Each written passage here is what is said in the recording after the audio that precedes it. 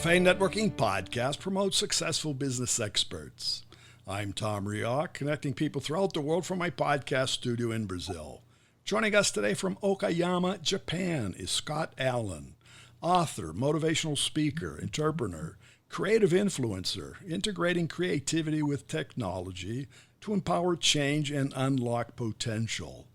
He's a publishing specialist at Scott Allan Publishing. So Scott, what tools or techniques do you suggest for focusing on difficult tasks? Okay, that is a great question. Thanks for inviting me on the show, by the way. Great to be here. So the tools and techniques that I use for focusing on difficult tasks, first of all, it comes down to establishing what your goals are. So it's one thing to work hard, but it's another thing to work hard on the things that are moving you towards your goals. Mm-hmm. So I'm not going to direct people towards any fancy software or anything like that. You don't have to know how algorithms work.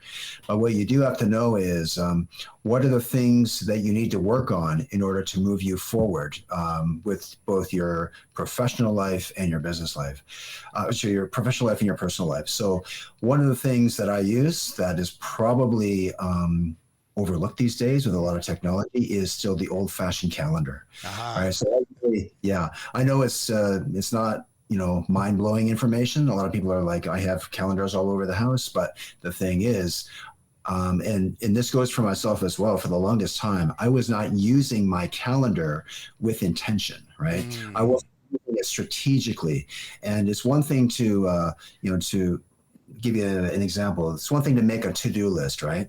But and a lot of us, I used to do this a lot when I would start with my day with a to-do list and have like 10 or 20 things on that list. But most of those things on the list, if any of them, were not pointing towards the things that I really wanted in life, right? Mm-hmm. Which meant that a lot of the hard things that I was working on were, I was actually working on the wrong hard things, right? Or the wrong things in general, hard or easy. Exactly. Yeah, whether they were hard or not. So, so what it comes down to, like the tools and techniques, is really just having a calendar. For me, like I use the Google Calendar, works great for that. Mm-hmm. I won't get into color coding it, but color coding works great. I have a few color codes that I use for things. And so what I do every day is, because one of the hardest things for me to do every day is to show up for myself and put in 2 hours of because I'm a content creator, I need to have that time blocked into my calendar without distractions so I can do those hard things during those 2 hours, because the hardest thing is actually showing up for that time, right? So just shutting something else out, reserving that space for you. Yeah, exactly. Yeah. Because I look at it as like, when you show up for yourself, it's like going to a job really. Like, if you don't go to your job every day at 9 a.m. or 8 a.m., you don't get paid. Well, if you don't show up for yourself, then, and if you're an entrepreneur, yes, you're definitely not going to get paid because you're not going to be able to produce anything. Right. But also, you're going to be killing your own confidence as well. Because when you're not showing up for yourself, you're losing trust in yourself, right? Mm-hmm. So when you're showing up and doing, and just to clarify what hard things are, they're the things that you generally feel a lot of resistance towards, like you procrastinate on it. For me, it was like those things that I'm like, well, I know I need to do that thing, but I'm going to go over here and do something really easy because it's just easy. It feels better. It feels better. Exactly. Yeah. Yeah. It doesn't feel icky. You feel, and even if, use email as an example, right? Like I'll spend an hour doing email feeling really busy and then realizing like, well, I didn't actually have to be the one doing this email. Mm-hmm. I have a virtual assistant that I could probably, and we can hire out virtual assistants these days, or executive assistants. We can find them very easily to come in and do those tasks that are easy and in abundance, so that you're working on those one or two hard things that are actually driving your business forward, and that was just a big game changer for me when I realized it. But, I have one of your books is that do the hard things first. It is. Yes. So naturally we tend to want to do the easy things sort of to warm up. So that's not correct. Right.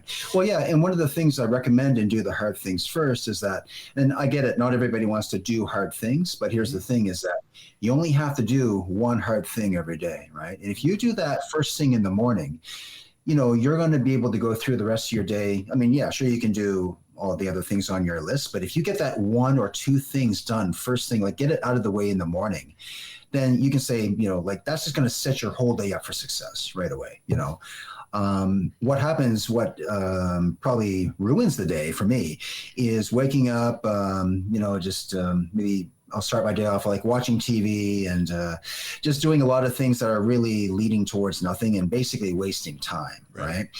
And then what happens is, you start to feel worse about yourself because in the back of your mind, I should have done those things. I should have filled out that form. I should have made that sales call, and I didn't do it.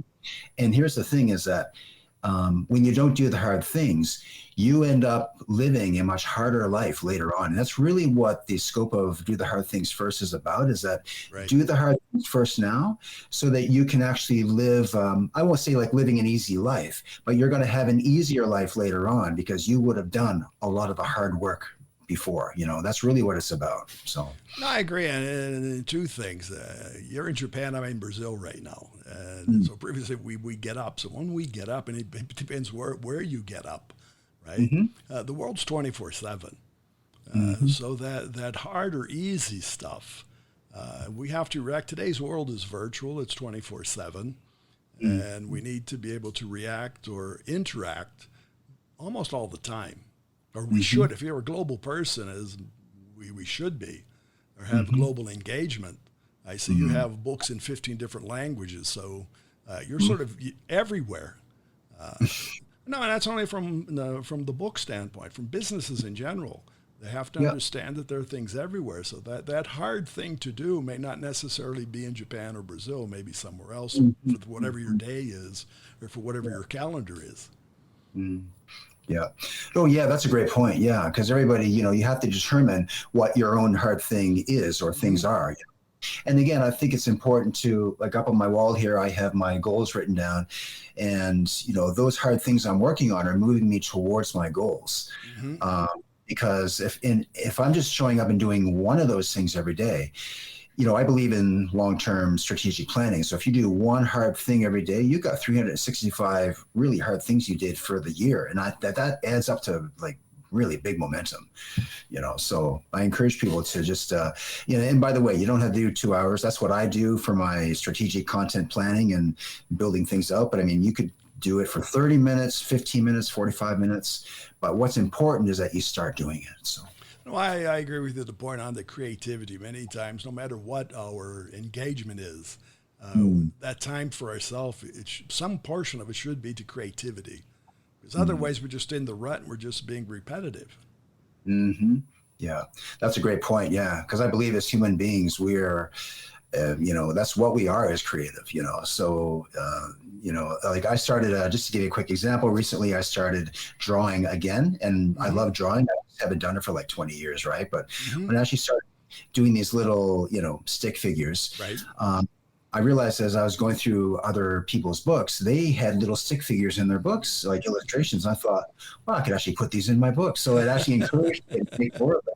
So, yeah. So I'm sure we have AI these days. You can do a lot of that. I don't know if that's creative, but, all you need is a pencil and a piece of paper and some ideas. And you can write a book, create music, make pictures. It's, it's very powerful. So the sky's the limit, right? Definitely. Well, Scott, how can our listeners find you? Yeah, so our listeners can find me at scottallanpublishing.com, and I have several books on there. Fail Big, Relaunch Your Life, Do the Hard Things First, Undefeated.